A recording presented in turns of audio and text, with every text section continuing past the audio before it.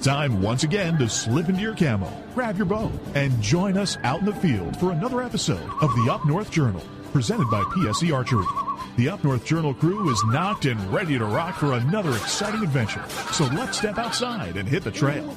This episode of the Up North Journal podcast is brought to you by PSE Archery, Yamaha Outboards, Better the Hunt, Easy Cut, Packer Max, Deer Camp Coffee, Buck Baits, JPO Game Calls, Limwalker Game Calls, Wild Seasoning, Total Peep, Sunrise Archery, Scent Lock, and Scent Blocker. Welcome back to another episode of the Up North Journal, everybody. I'm host Mike Adams, sitting in the cabin tonight with Danny Red Defoe. We are on a Wednesday. Yeah. How you like this weather? No. A little chilly? I'm not digging it, man. Last week we were sweating, muggy, hot. Yeah, not to mention that I'm in a mood tonight, and it doesn't start with G. So, what he does in the meantime is he goes gets himself some fresh cold brew. That's right. I'm going to be more jacked up than some Southern boys on Mountain Dew. That's right. And you know what? We took a poll last week, and nobody wants to try the cold brew. I don't understand that. I tell you what, I'm all about this stuff. Hey, Tammy, what's going on? Good to see that you're on the stream tonight. This stuff is starting to grow on me. I tell you, I'm liking it. It's going up north with me this week. I've got enough to take up north. Excellent. That's a cool thing. Yeah. You know, it's. But I will be taking the regular Deer Camp coffee with me. It's going to be a little warmer this weekend. Yeah, but it's supposed to be wet. Oh, is it? Yes. Oh, gotcha. You're going to be kayaking, right? We might be doing something else. I don't know. Your audio's on, I think. No, not me. We're super staticky. My audio's off. You know, I don't know. Tammy, how are we sounding out there? Are we staticky? Right. So, I hope not. I'm tired of chasing audio problems, especially with the mood I'm in tonight. So. You are in a mood. But I tell you what, let's take care of some quick business. Absolutely. You keep talking there about quick business and let me get my menu up here where I forgot to get the quick business up. All right. Well, let's start off first with our people who support us. And we want to mention Buck Baits. It's getting that time of year when you can start getting things ready for the woods and getting ready for deer season. I mean, bow season's less than 100 days away, I think, here in Michigan. So it's not going to, or it's going to be here before you know it. So make sure you get over to buckbaits.com. And if you use our Up North Journal promo code, you'll get 20% off your order down there. Are you ready to take over there yet, Danny? You're not. I am. You're okay. I am. That's what, you know what? Like we talked about, the weather, cold. Well, folks, you got to start looking towards your fall food plots. What better way to do that than using the Packer Max? Get on over and talk to Lincoln Roan there at packermax.com. You can get $25 off your order by using the promo code UNJ25. There you go. And I tell you what. Tell me what. I'll tell you that you need your game calls. All right. And what better way is to check out jpogamecalls.com. Check out all the calls they got, whether it be for deer hunting season or maybe do some little coyote hunting. Use the promo code UNJ10. You will get 10% off your order over there. And what can we use when we get said game? Ooh. What you can use is an array of different seasonings that you got to try over at Wild Seasonings, wildseasonings.com exactly. And if you use the promo code UNJ2021, you can get 10% off your order when you check out. And we talked about it, the cold brew, even some hot brew. Deer Camp Coffee. That's right, folks. You want 10% off your order, use the promo code UNJ10. Get 10% off your order at deercampcoffee.com. Right here. Got it in the cup tonight. I lost my slate. I'd have had it up there sooner, but I know where it's at. I've rearranged some stuff on the computer, so I didn't have the slate up there. But trust Danny what he said. Use that promo code. So Mark Coleman says, having dinner, we'll be back in a few, and the fish are biting. That's a good thing. Right? Gotta like that. Absolutely. The fish are biting. And I like dinner, too. So. All right, so. Last week, we announced that we were going to have Melissa on from Yamaha, and unfortunate things happen, and she's not able to join us tonight, so we have to go to plan B, C, D, and E. And we got a show for you tonight. Right. Hey, Lincoln Roan, what's going on? Exactly. Speaking of Packer Max. The Lincoln Road is in the house. We have Lincoln Roan is going to love this. I know it is because it's controversy. He loves that Facebook jail and stuff. Oh, yeah. But it seems that trail cameras seem to be... I like trail cameras. You do like trail cameras. They're kind of neat. You can set them up in your backyard. You can set them up for hunting season. You can have them going all year round. That's right. Hey, Eric, what's going on? But you say Eric, and then I go ahead and almost call him out. But it seems Arizona has decided to ban them. Period. All cameras will be banned. I've already had this whole discussion, and I'm saving most of it for this show. But this go ahead and tell the good people who are watching and listening about this ban. This was from Field and Stream. I picked up this article just 9 hours ago, and in their June 11th meeting, and this will take effect January 1st, 2022. Basically, what they have done is Arizona has decided that all trail cameras violate fair chase, and they are hitting the hunters with the country's first full cam ban. And as we talked earlier, you actually told me that there's, 2 other states that have partial bans right now? So there's 2 other states out there that have partial bans on game cameras that they're not allowed to... use during hunting season. Yeah. What states are and those are out there. And I'm reading the article, folks, as we go here, so bear with me. He didn't do his homework. I did my homework, but I was trying to keep you off your soapbox. But yeah, so there's a couple other states out there, Nevada, and I know Nevada was one of them. But yeah, Utah seemed like Utah. Utah was one, right. And maybe Montana or Wyoming. I can't remember. No, there's 2 or 3. Anyway, so go ahead. With the ruling, Arizona becomes the first state to ban trail cameras statewide now, for hunters, not just during the season, pre and post rut scouting as well, basically year round on public and private land. So once again, the government's sticking their big toe into private land use, telling us what we can and can't have on our land. They said that they posed an immediate threat to public health and safety. Wait, that has nothing to do with fair chase. Oh, well, hold on. It says right here. But the headline is talking about fair chase is the reason they did this. Right. Actually, it started last October. The process began last October when the governor approved an unscheduled emergency rulemaking period based on claims that the trail cameras posed an immediate threat to public health and safety because of conflicts over camera placement, including disagreements on social media. So it's kind of like gun control. So the cameras are the ones at fault here. It's not the people that are being idiots. So instead of taking care of a problem that involves people and their actions, we're once again taking care of the inanimate object that actually is being used in said confrontations. Well, it kind of, not going to lie here, folks. Yeah, Lincoln, what a load. Yep. You know, but it's kind of funny that they're making a ruling based on a perception. A perception of disagreements on social media. Yeah. So isn't that just natural? If I don't like what you do and I object to what you do, I might say my piece, you say your piece. And then we're going to make everybody take their toys and go home. What? Once again. Yeah. Keep going. Right? Now, you might say, wow, they banned it. What was going on? So they received public comment about this. And there was 1,845 comments about it, with 1,019 opposing the ban.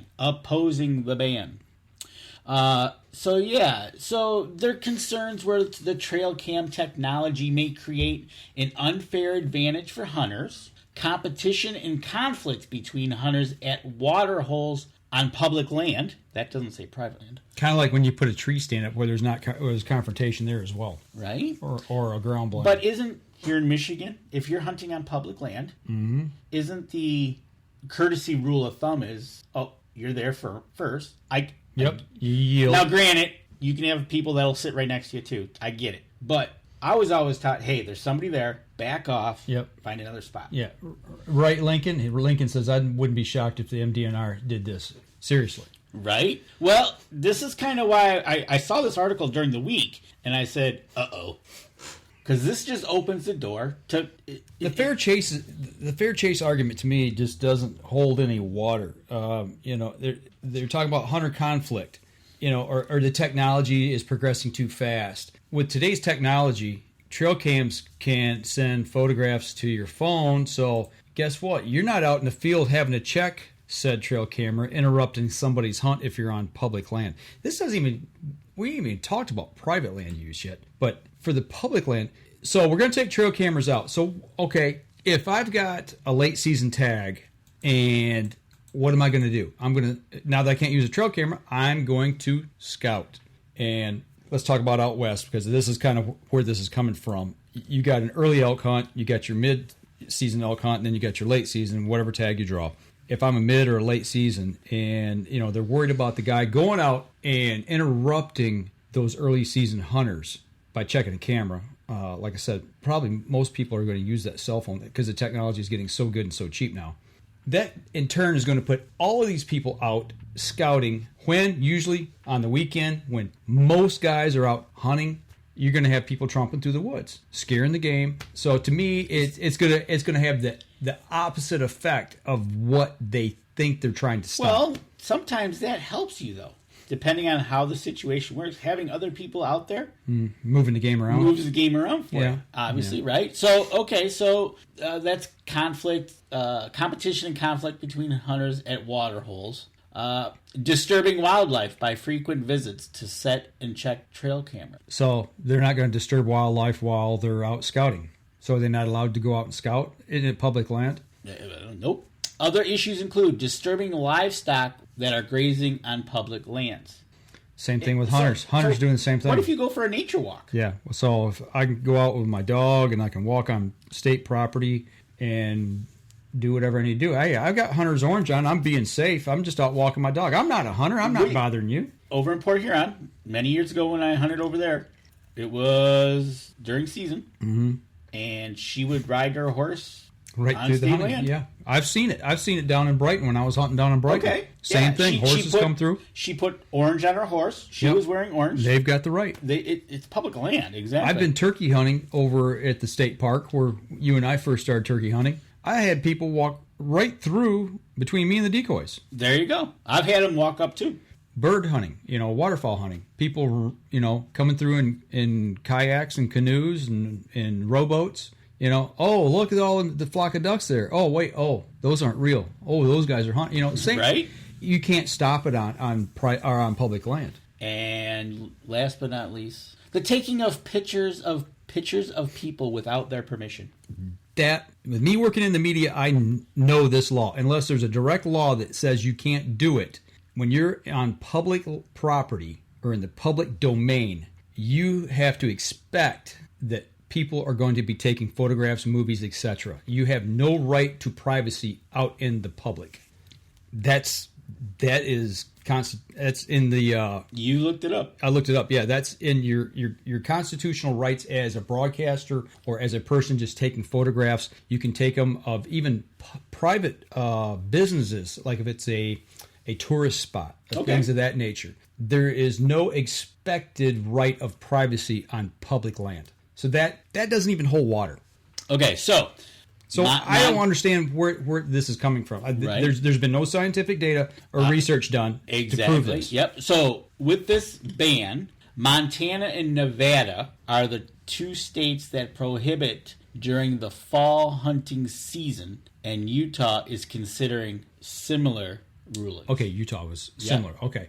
So if it's public land and they want to say, okay, we're not going to allow you to have them out there during hunting season because we're afraid you're going to bump other hunters, I could almost see that a little bit, but I don't see why year-round. What's the difference? Okay, they're talking about disturbing game, and other people out there not wanting their pictures taken. What's to stop me from taking and going on a nature walk and going, oh, wow, there's a bear over there. I'm going to take a picture of him. I'm going to take a picture of that deer, that bird. There's bird watchers. They do the same thing. Yes, they do. What's the difference in a camera sticking on a tree versus this thing?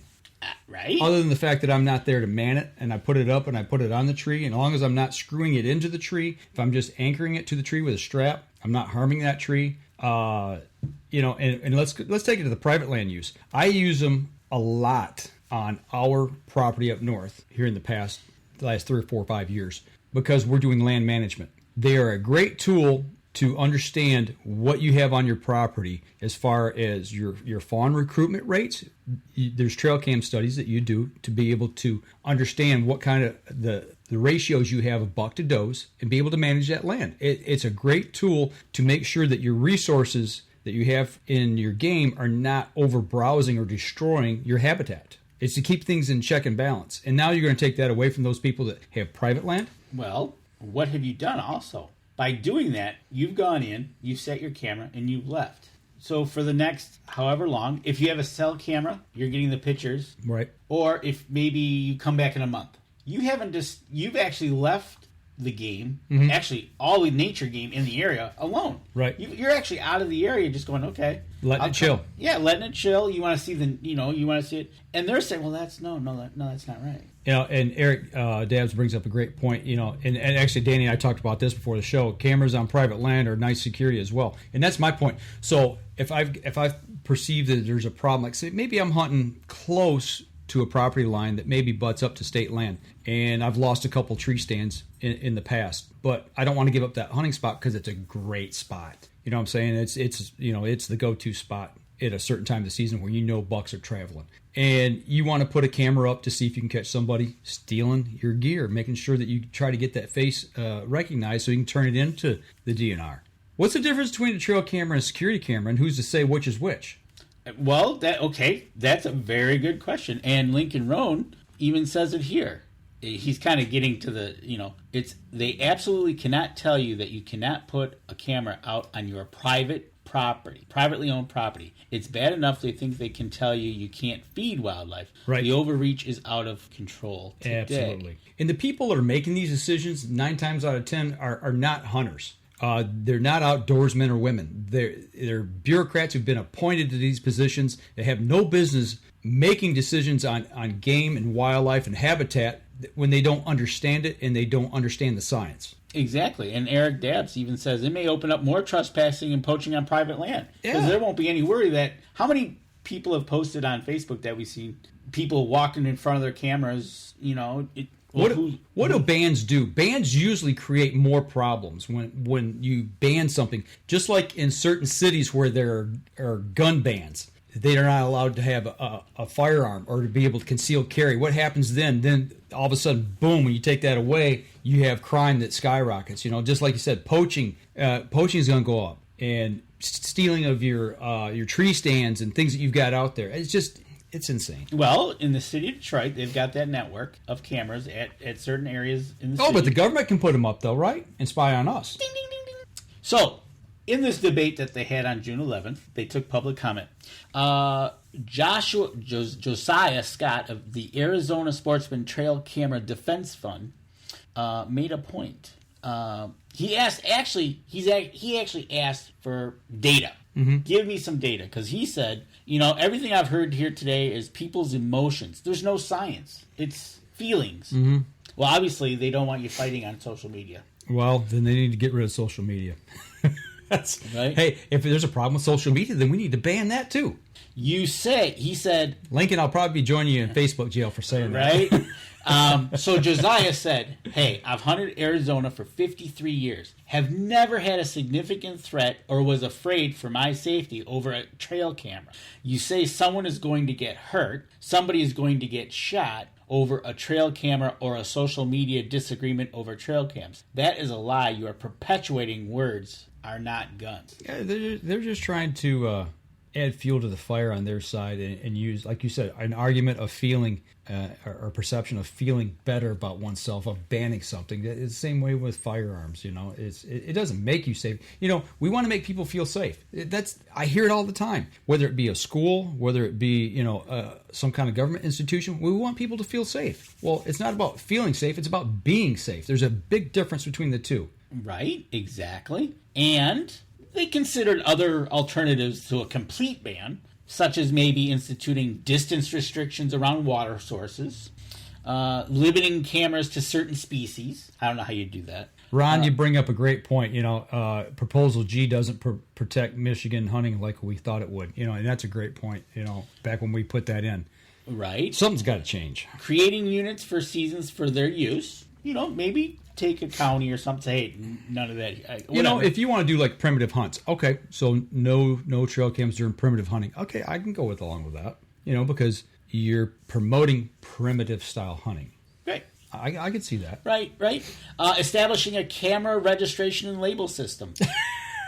Oh my gosh. Now we're going to have a camera registry. Right. And by the end of it, they decided, you know what? We're just going to ban it all. Wow. So, how are we doing on time for the segment? We went way long. So, if you want, let's take a break. We can come back and finish this up, and then we'll see if there's any questions out there. All right. We step outside. We'll be right back after I dust off my soapbox. Right? PSE Archery has reinvented the way you buy bows. From now on, you can make the most educated decision possible by basing your bow choice specifically on your shooting needs and goals. All you need to do is ask yourself, what kind of shooter am I? What do I want to achieve? PSE will help find the right category for you. So, what kind of shooter are you? Find out at psearchery.com.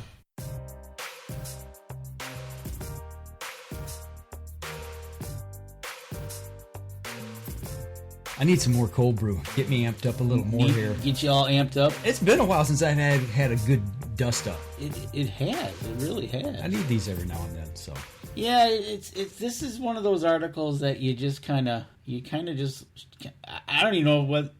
I guess I'll say like Tammy did. OMG, really? Well, what else? I mean, they banned our bullets. They want to take away certain firearms. Now they're going to ban cameras. I know in certain states you're not allowed to hunt with on bow season an electronic device on your bow. Yep. It can't be a lighted sight. It can't be a lighted knock. Things of that nature. It's just where does it end? You know what? Exactly. It's next thing. Rangefinders will be illegal to carry. Well, right now we can't use deer scent. In the state of Michigan. Well, yeah, they're working on that one, right? So look for more on that later. Like you said, they're looking. They're as a hunter, you go out and you scout for your game anyway. Absolutely. When you do that is when you have free time. Yeah. If it's during somebody else's archery season or whatever their season, you so do be it. It's public land. It's public land. You do it when you can do it. It just I'm having a hard time. It would be interesting. The one about registering your cameras would be pretty funny. I'm not. And Eric says, yeah, and don't forget, in some states you can't hunt on Sunday still. Yeah. I think Pennsylvania is one of those states, if I remember right. Right. As a son, and maybe, or is it West Virginia? I can't remember. I think one of the Virginias just got Sunday allowed to hunt. In turkey season, some states you can't hunt past 1 o'clock or noon, something like that. Right. They do that a lot for turkey seasons. Yeah, Tammy says, make it illegal and the problems will be solved. Yeah, that works spectacularly. Right? Nancy, hey, get out of my woods, right? Get off my river. Oh, man. Well, get out of my woods. Exactly. Now... where does it stop after that? You know what? I just saw something come up. I want to give a quick shout out to FM 123 up in Newberry. Speaking of the great woods of up north, let's kind of shift gears because I can beat this horse all night long. I'm sure we'll come back to it. So, what's going on in Newberry right now? We got to give him a quick shout out here. All right, Newberry, where it is a balmy 78 degrees. 78 degrees. Yeah, I think it's warmer up there than it is down here, actually. Oop. Let's go back to full size. There we go. It's a bit windy up there. And you know what? Deer Camp Coffee is served at... Cedars up there where they have great pizza. So you got to get on up there. Check it out. That's up in Newberry, Michigan. And if you're up there, get you some Deer Camp Coffee. Absolutely. So, cold brew. Right? So there you go. Check that out. I got to get me a cold brew maker. You've got one. I want one. We'll get you one. Don't worry. I'm going to brew up some concoctions. So, I found that article this week, and I was like, really? it's been a little bit too quiet lately. I mean, not that I want to see things like that, but I mean, you need things to kind of get you amped up and make sure that you're still engaged in the outdoors. Make sure you're still engaged in the political scene, making sure we're fighting for our rights. When things it kind of scares me when things start to get a little quiet. Because you wonder what's going on behind the scenes, what's coming down the pipe, how bad's it going to be. But when you're in the fight, you're amped up, you're passionate about it, because we care so much about it, especially, us outdoorsmen. It's not all about the kill. It's about preserving the outdoors for generations to come. So right, exactly. Ron Moses gives us a compliment. It says, so far you guys are the only ones that actually call out the DNR. Some of the biggest voices in Michigan back down, besides Uncle Ted. He does that. And Ron Moses, who is out in Colorado, he went from 100 to 62 in the mountains. Nice. Yeah. That's a good temperature swing. Yeah, he's just but, getting back to what he said about, people not calling. You know what? I mean, why go lockstep? Working in the media, I feel it's our job to call certain things out. Not that all media organizations do that now. There's too much, and it's on the left and the right both. And I'm not getting political here. I keep it in the middle here. But the point is, we're supposed to be the watchdogs, And when I see something, and if I don't agree with it, I'm going to say it. That's why I was taught to ask questions. Yeah. You were taught to ask questions. Yeah. Ask why. What's wrong with asking why? Yeah. What's wrong with the trail camera? I've yet to see that article point out one thing that a trail camera does that causes issues. Well, like the gentleman said, he says where it needs to be banned. Well, he says Josiah of the Arizona Sportsman's Trail Camera Defense Fund. He says, "Give me read that again." The Arizona Sportsman's Trail Camera Defense Fund. We got to have a defense fund now for trail cameras. Oh my God! Right? And he asked for it. He says, "Give me the data." Or science to back that up. If they had data that says the livestock or whatever they're claiming is happening, if they had data proving it, then put it up on the big screen. Go, here you go. Right. There it is. Right? And then you'd have an argument. But to say things that might happen or potentially... Do they have a DNR report of a conflict over a trail camera? Do you? You probably got more... of stealing trail cameras than you do conflict over them. Right. Absolutely. Again, that's the old adage of people that put trail cameras up on public land. They're like, well, we hate to say it, but you get what you get because there's idiots out there that are going to take gear and steal gear, and you take that risk when you put a camera out. You do, even a tree stand or whatever. Even I'm not gonna lie. Even on private property, we've had a bunch of ours stole. I had a 2-man stand take a walk off our property. I had a tree stand taken on one piece of property we used to have, but we also had, like I said, we had a bunch of cameras taken, and we found out why. It is because somebody was running dogs illegally at the wrong time of the year. They were doing something against the law. And actually, they got caught. We got our cameras back. But that's what it was, is they took them down because they knew they'd be caught. They didn't want their faces seen when their dogs were running through. And Ron Moses has the 2021 Science Doesn't Matter. It's flat out attack on lifestyle of hunting. It's attack of the lifestyle of anything that you don't agree with. According to that it's other what side. They're saying that the commission has to consider the quality of a hunter's time in the field. Why did they have to consider it? What you do with your time of field, what I do with my time of field, that's totally up to me. Exactly. If you want to go and... What about the bird watcher's time of field? He can't go out there and take pictures? He can't go out there on that land? Exactly. They're talking out of both sides of their mouth. He states that confrontations are only part of the problem. That's when he said about the quality of hunters' time of field. It's like, well, wait, why are you determining my quality? Just let me do what I want to do. Within the law. Exactly. And... All right. We've spent a half hour on this. Man, the more you dive into it, the worse it gets. The more it just... You know what? And I really feel bad for the people of Arizona that had to put up with this. Actually, what we need to do is we got a buddy out there that works at PSCR. We got a few of them out there that actually got quite a few. might have some input on that. So, matter of fact, we're probably going to have them on here. We're probably doing the next couple months before it's hunting season. Have them on. Get their take on it. We'll get their take on it, and it's one of those things. See, I don't know, but they talked about. I'm going to go back to the quality of time of field. But part of the quality of time of field was the kids grabbing the game cameras. Okay, where do you want to put it? And letting them decide to see what we can see. It was all, and we were out there. We were outdoors. Yeah, but it's private land versus public land. So, all right, where are we going next? Where are we going next? You, my friend. I tell you what. We're halfway point of the show. Okay. Let's run this segment short. We'll go ahead, and then we'll make up for the first one. And we'll step outside. We'll take our next break, and we'll be right back after this. PSE Archery has always dominated the speed category. Now, the most revolutionary cam system ever to hit the market has perfected the shooting experience. Introducing PSE's Evolve Cam System, featuring extremely high let-off capabilities and the smoothest draw cycle in history. No other cam system has ever delivered this level of total comfort and total control. Experience PSE. Experience performance. Welcome back. Third segment of the show. I take it we're talking about... What do you got up there? Where are we going? We're Dead silence? Yeah, that's dead silence. I mean, I'm waiting for my page to update. Well, what are we going to talk about? What we're going to do is we're going to show something on the screen here that Up North Journal is... There we go. I know what you're talking about. Yes. All right. So I got to just have my page load. While he's doing that and getting it ready, we have officially become a supporter for the first time of a race team.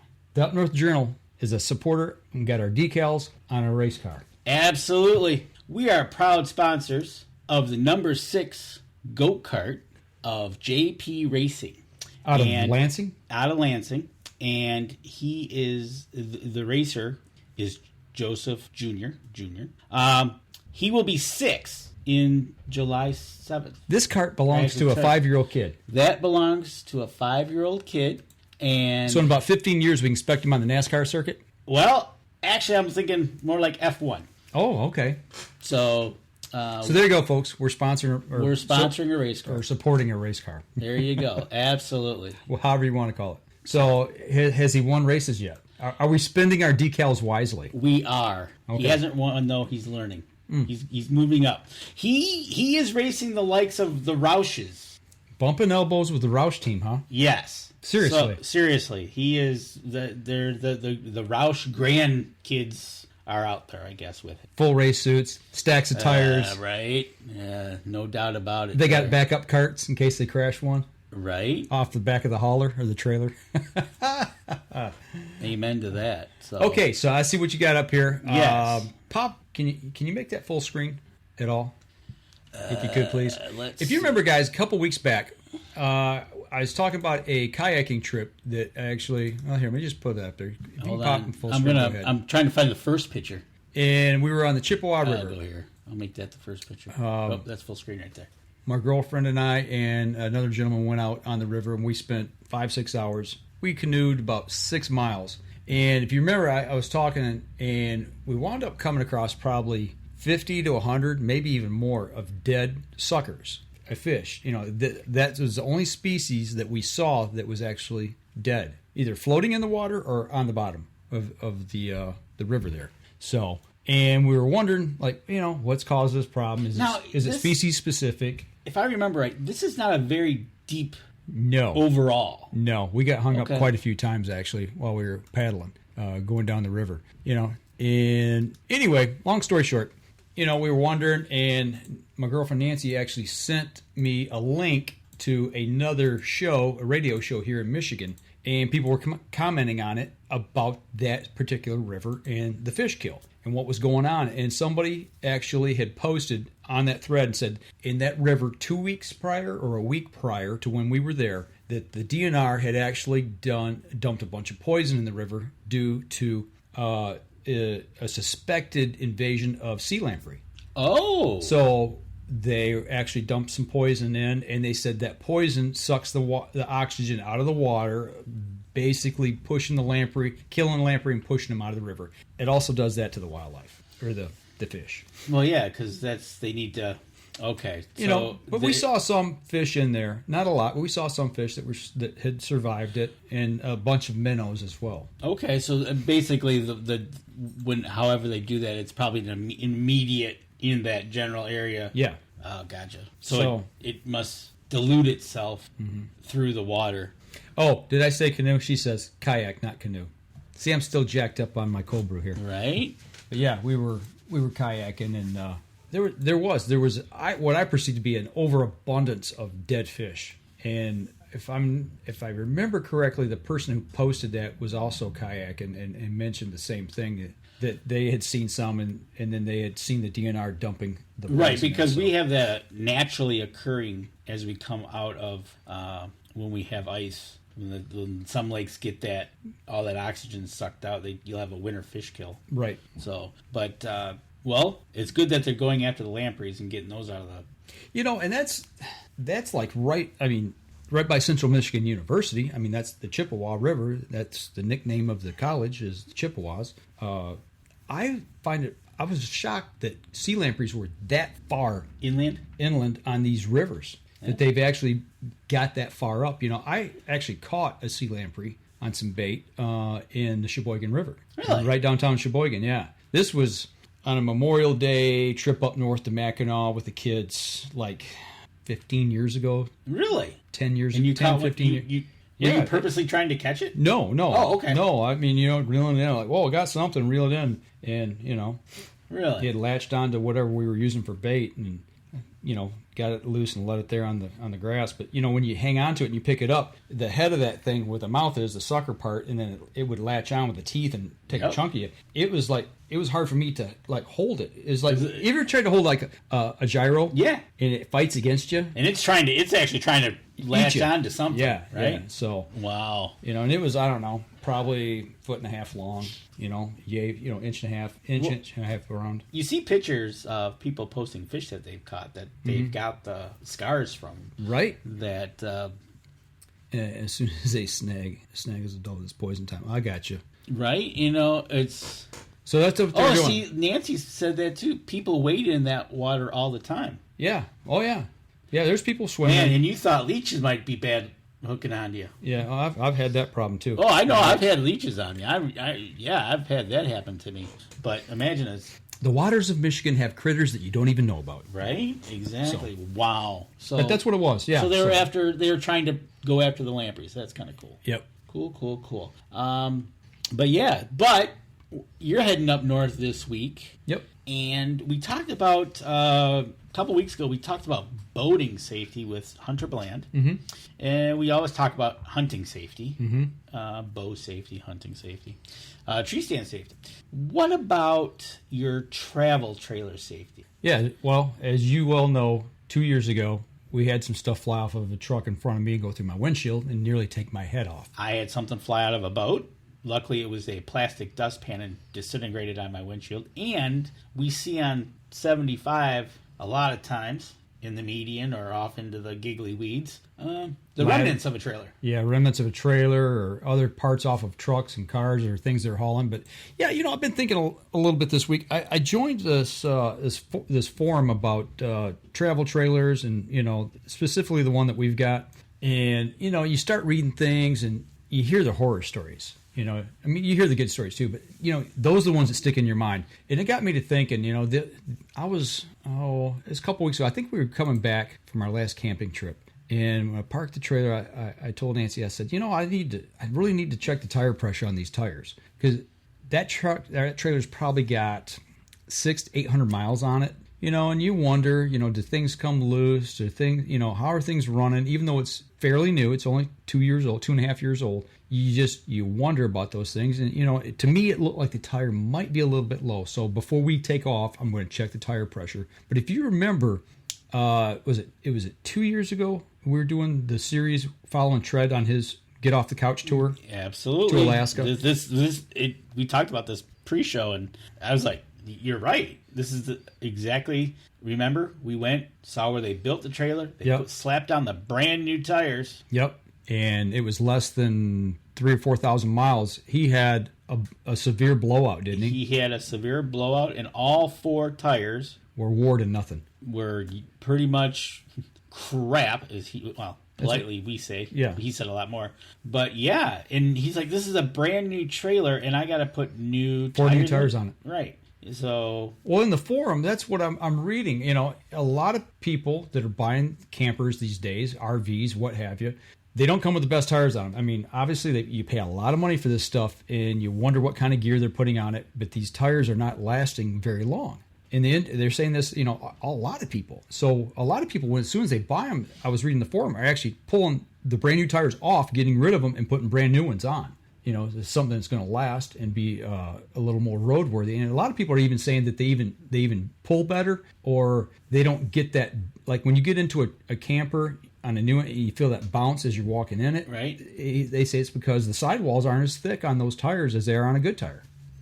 That's an interesting thing. And they're saying a lot of these tires are coming from a country that a lot of people believe give us coronavirus. Right, exactly. Well, that's you can figure that one out. A whole other story. Right. But that goes for regular utility trailers, too. Now, the difference is, I know Lincoln, and I know I've ran into this problem, but like you said, making sure the tire pressure, because I left home, but when I loaded up, you know, I saw, I need to put some air in those things. But, yeah, you're right, Ron Moses. If you let them sit for a long time, they do get dry rot. Yeah, that too. You're not supposed to let them sit with direct contact on the ground when you store them over the winter. Exactly. So after you coming out of the winter, you got to inspect your tires. Yep. Well, and, you know, the other part of it that goes with it is they said do an axle or a bearing inspection right out of the factory. A lot of people are finding out that they're not packed correctly. They don't have enough grease in them. And all of a sudden you've got a hub that welds itself together while you're on the road, causing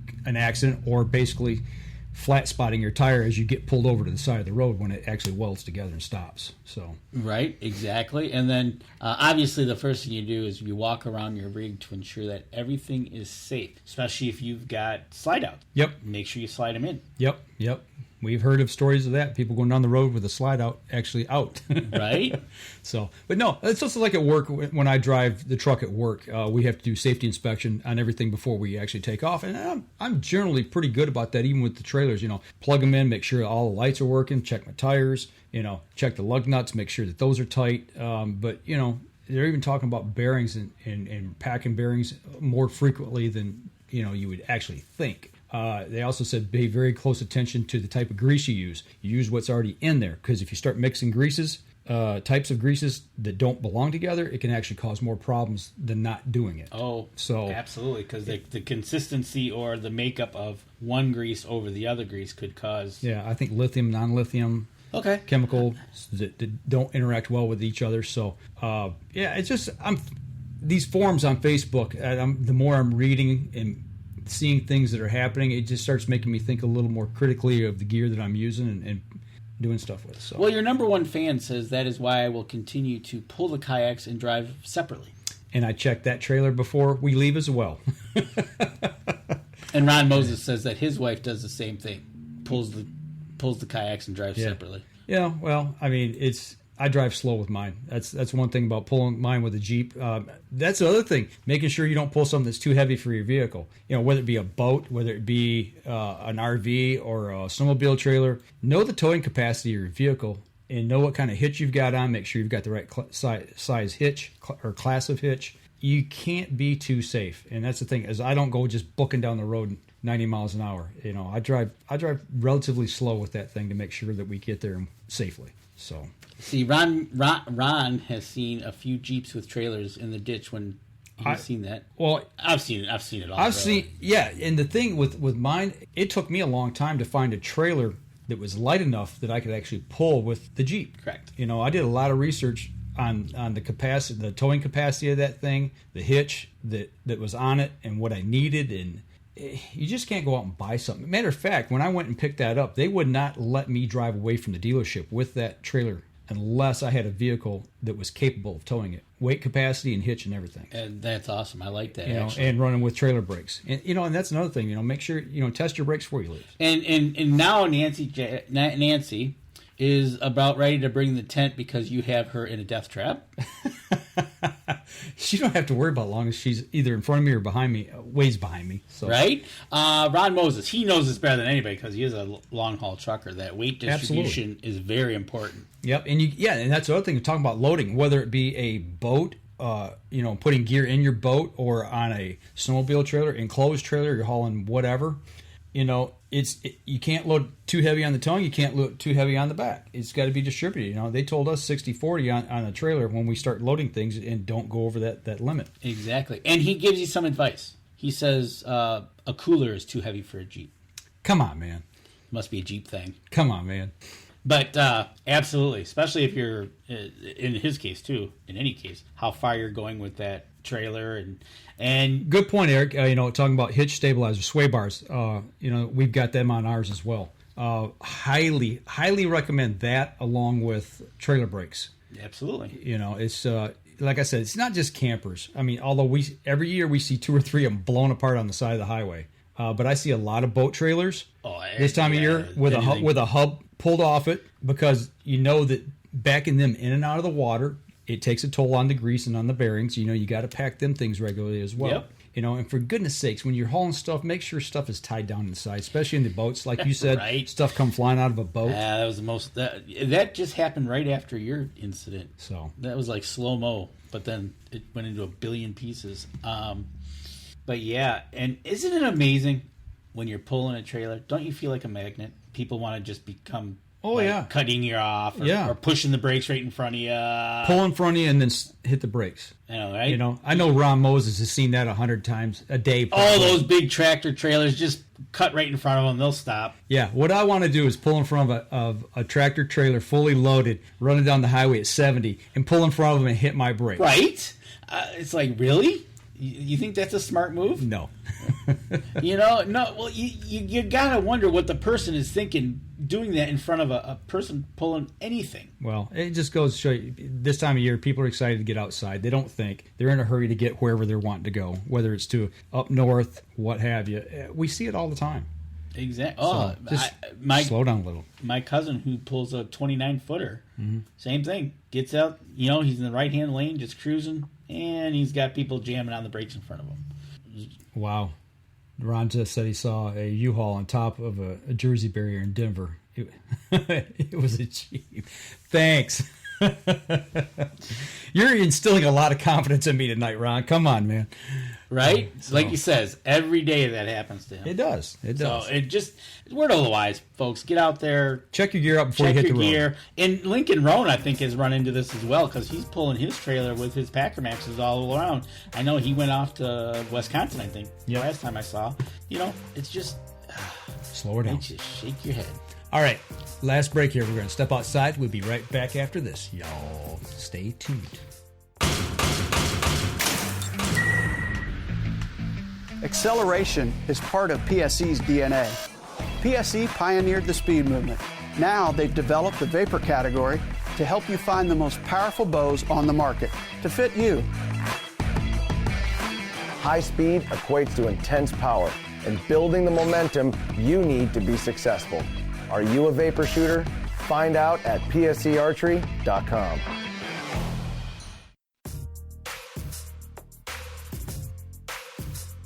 Welcome back. Last segment of the show. Got Danny on track. Got some pictures to show.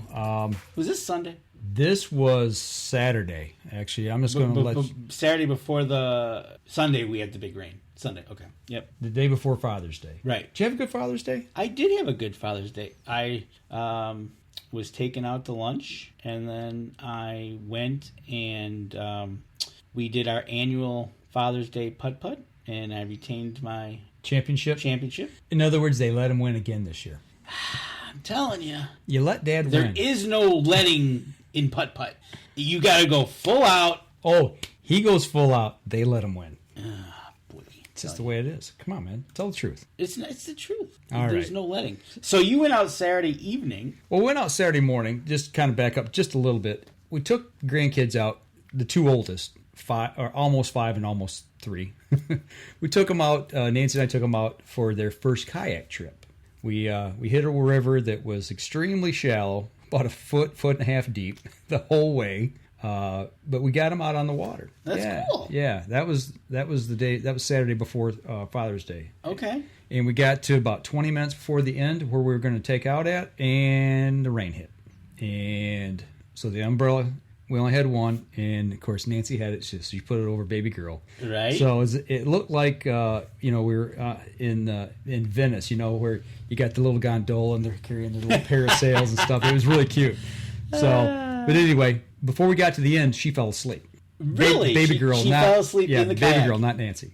So, so then the umbrella got passed over to Ben, my grandson, and he carried it the rest of the way in. So, but afterwards, kids went home, whatever, and we're sitting there, and I'm like, the wind direction's just about right. I said, what do you think about going and hitting the bay, the big water? And we went out to catch the sunset on the big water. And the sunset you did catch. Oh, it was beautiful out. I mean, well, look how calm the water is. It was. We're fairly close to shore here, but when we first went out at about 7 in the evening, we were out there, probably a good half mile offshore. Okay. A lot further than these were, the pictures here. But yeah, it was fabulous. It was just beautiful out there, And we pretty much had that whole little area to ourselves, And we paddled up river or over to Saginaw River and went up the river, and she took me over to this old lighthouse that they're renovating. It was really cool, and got some cool pictures over there. As a matter of fact, it was so creepy looking, it would have made a great place for our horror film. Oh, nice. What are these in the water? Those are ducks. Okay, those were ducks. Yep, way off there in the distance, yep. So, yeah, we got some good photos. Absolutely. Had a good time, and that was my first trip out on the big water. So. Oh, the family of ducks. Yeah, it was all good, so had a good time. And there you are, catching the sun. I'm trying to hold the sun up so we can enjoy the sunset just a little bit longer. Is that what it was? You were trying to hold it up? Yeah. How'd that work out for you? I burned my hand. Right. No, I had a great time. And, being new to big water kayaking, I mean, I was, a little apprehensive at first. But once I got settled, it was nice, and had all the safety gear and everything. And since we're talking about safety, make sure you have your PFDs. Make sure you have any gear that you think you might need. We had cell phones with us, obviously. Right. She had the first aid kit in her boat, or her kayak, And the one thing is the evening kind of went on, and I didn't think anything about it, but we've talked a lot about it this week, is, the sun's starting to set, and she's like, we're going to have to get going pretty soon. I'm like, I just want to catch it just when it hits the horizon, By the time we got back to the little boat launch where we put in at, it was dusky dark. Pretty dark? And it's like, we probably should have lights with us. Number one, to be legal on the water. I don't know. It's not a motorboat, so I don't know the specific law here in Michigan. So I've got to read up on that. But just for safety purposes of going down, down a river or out on the bay, either one. You need to be lit up to where other boaters can see you. Exactly. Because obviously we don't move as fast as a motorboat. So along with that, I learned some things. So. And Nancy says, wait till we do the bridge. Yeah. It's one of those things. It's just, you get out there, like you said, it gets dark. It gets dark on the water. Yeah. Well, speaking of the bridge, she's already kayaked across the Straits of Mackinac. And she would like to go from St. Ignace to Mackinac Island. Okay. And we're using 14.5-foot kayaks. Yep.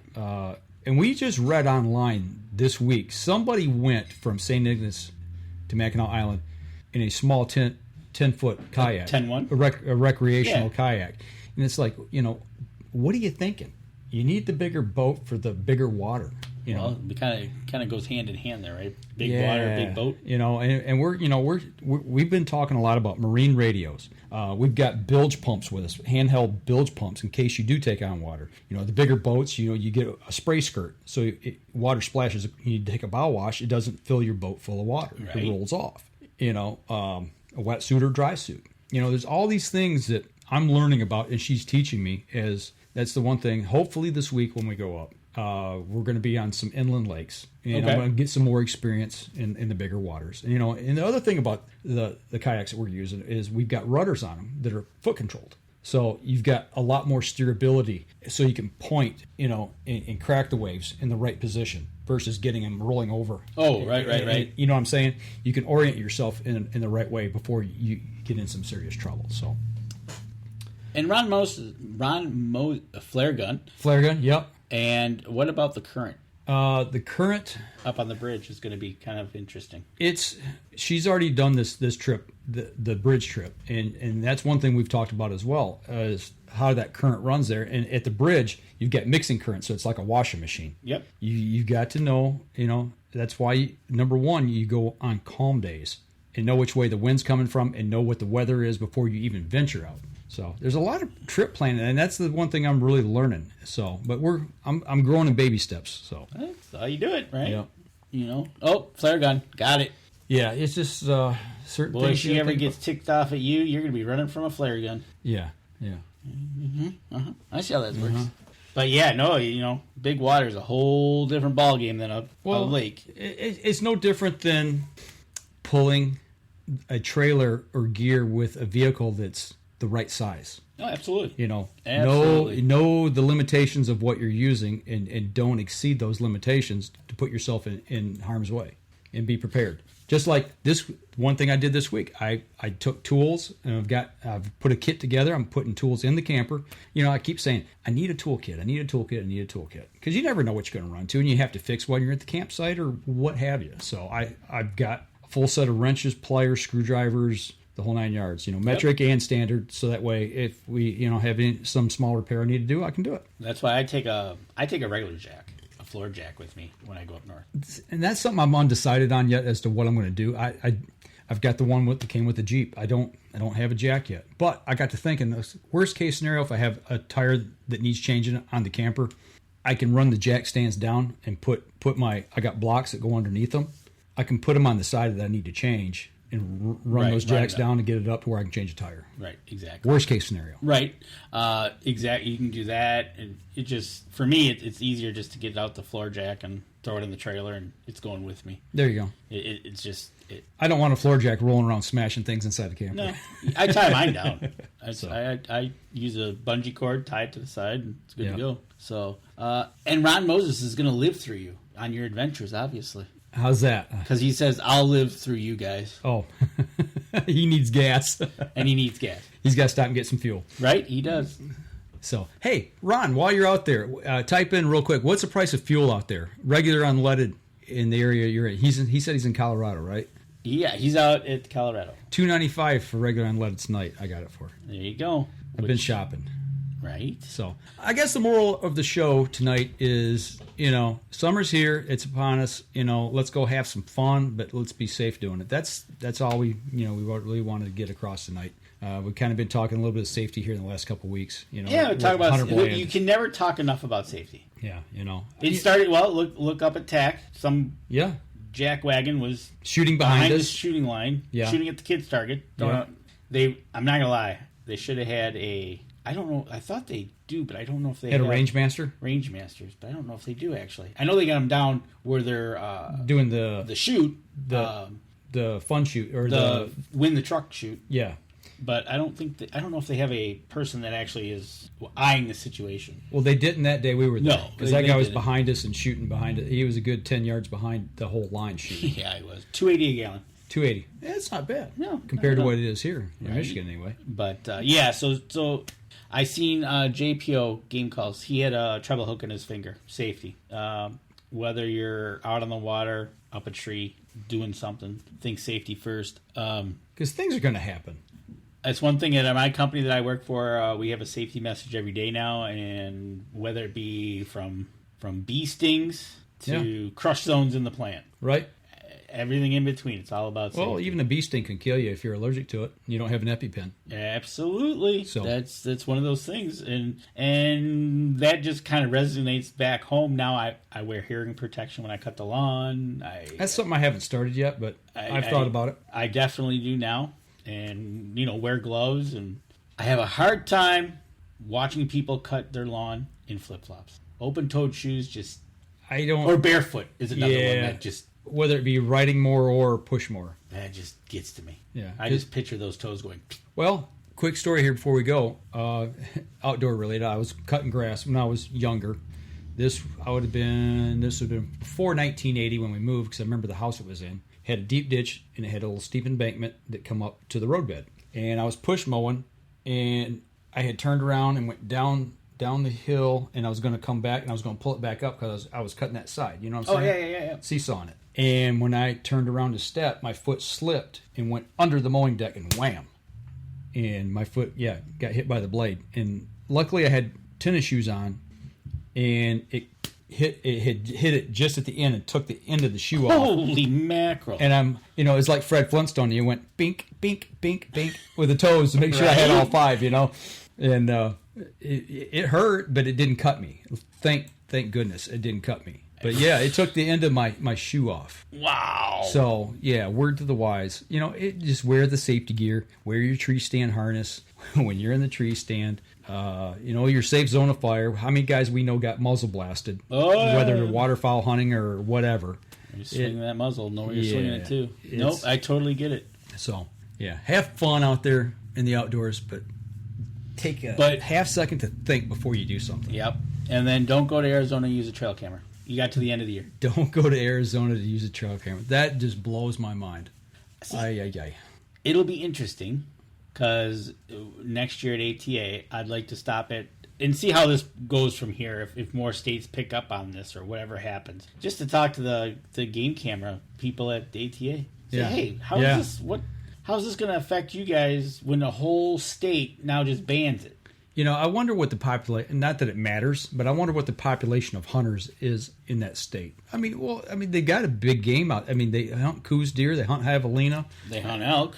They've got an elk range out there. So, there is big game out there to be had. So, it's not like, I shouldn't say Hawaii, but Hawaii, I know they got pigs to hunt down there. I don't know what else they've got to hunt. Probably birds as well. But you know what I'm saying? It's just there's a plethora of big game and small game to hunt down there, and trail cams are used. 269,000 people hunt in Arizona each year, for a total of 2.6 million days are spent hunting in Arizona. I wonder what Michigan deer season alone, we have probably close to 3 million tags, 300,000 tags sold. 300. Well, let's see. 400,000 tags. Now the actual kills are probably upwards of the 200,000, 700,000 hunters. But that's all hunters. Is that tags sold or is that actual? They probably don't break it down that way. Tags sold versus actual hunters.